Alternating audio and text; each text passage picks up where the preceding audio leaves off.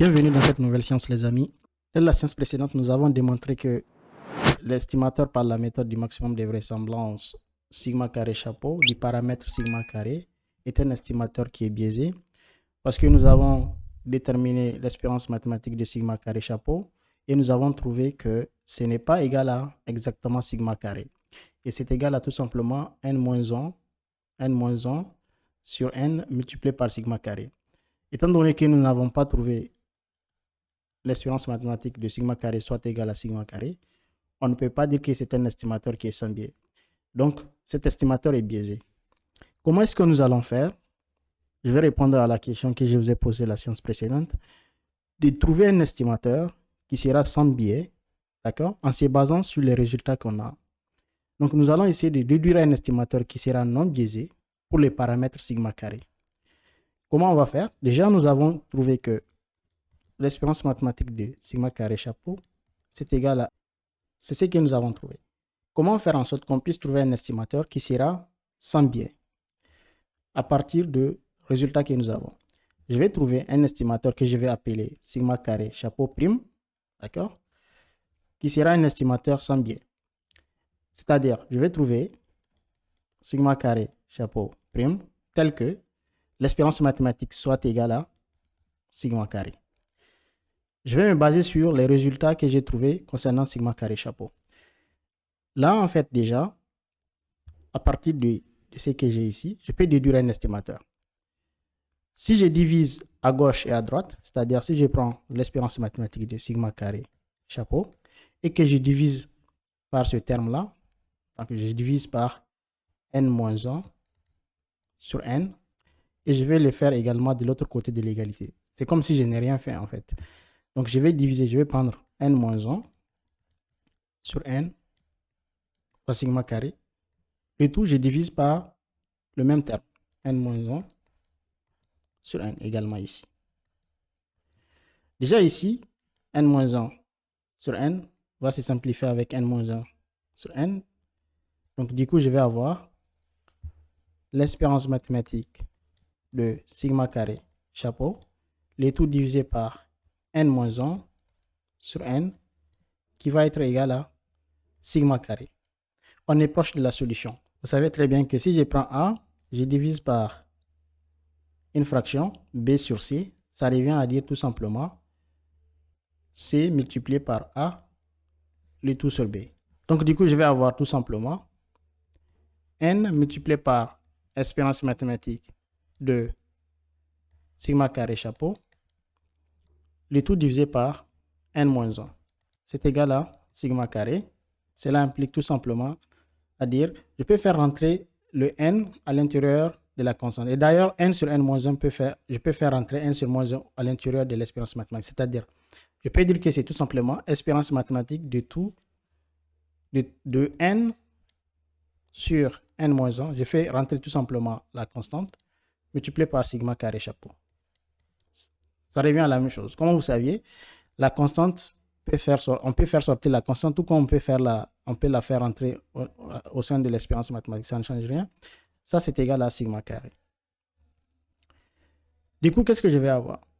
Cela implique à dire, tout simplement, espérance mathématique de n sur n-1 multiplié par l'expression de sigma carré chapeau, c'est tout simplement somme xi moins x bar le taux carré pour i allant de 1 à n divisé par n. Ça là, c'est égal à sigma carré. Donc, ce qui est à l'intérieur est un estimateur sans biais pour sigma, parce que nous avons l'égalité que l'espérance mathématique de ce qui est à l'intérieur, c'est égal à sigma carré. Mais je vais continuer pour simplifier. Je peux simplifier par n. Je simplifie ici par n. Cela implique à dire tout simplement que j'ai l'espérance mathématique de somme xi moins x bar, le taux carré pour i allant de 1 à n, divisé, parce que là, il va rester n-1 ici. Donc, je peux diviser par n-1. Ça, c'est égal à sigma carré. Donc, ce qui est à l'intérieur est un estimateur sans biais pour le paramètre sigma. Parce que l'espérance mathématique de cet estimateur ça tombe exactement à sigma carré. Donc, je vais dire tout simplement que ça, c'est égal à l'exponence mathématique de sigma carré chapeau prime. Ça, je vais juste en train de nommer ce qui est à l'intérieur. C'est égal à sigma carré. Donc, mon estimateur qui sera sans biais, c'est tout simplement d'où l'estimateur que je cherche, sigma carré chapeau prime, je l'appelle prime, c'est tout simplement égal à somme xi moins x bar, le taux carré pour i allant de 1 à n divisé par n moins 1.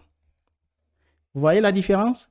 La différence entre sigma carré chapeau prime et sigma carré, c'est quoi? C'est juste le dénominateur qui les différencie. I moins x bar, le taux carré pour i allant de 1 à n.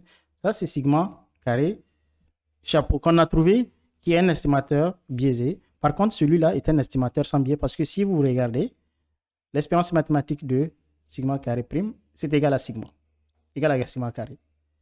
Du coup, nous venons de trouver un estimateur sans biais. Et d'ailleurs, cet estimateur, vous voyez dans l'appellation qu'on donne à cet estimateur, c'est le plus souvent le SN carré. Souvent, vous voyez dans les bouquins, on utilise SN carré. C'est somme xi moins x bar sur n moins 1 pour i allant de 1 à n. C'est l'estimateur sans biais. C'est un estimateur sans biais.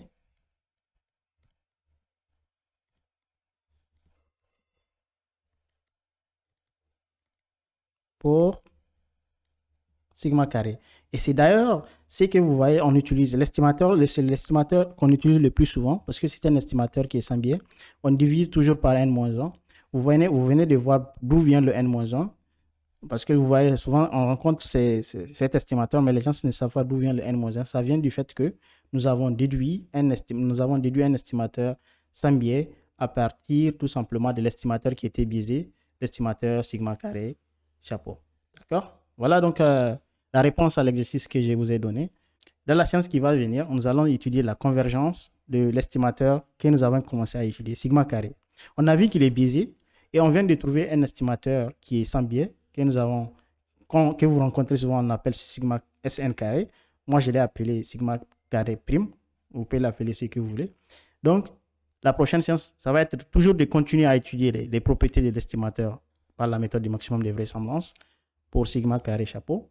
Cette fois-ci, nous allons étudier sa convergence. Dans la séance qui va venir, on va étudier la convergence.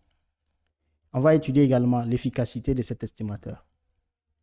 Pour regarder toutes les séries de vidéos que je suis en train de faire, vous allez le voir au niveau de la chaîne YouTube Stat Today. Le lien, je vais mettre ça en description ou en commentaire de cette vidéo. Vous pouvez vous abonner pour ne plus rater les séances qui vont venir. Vous allez voir que j'ai déjà réalisé pas mal de vidéos là-bas et sont partagées.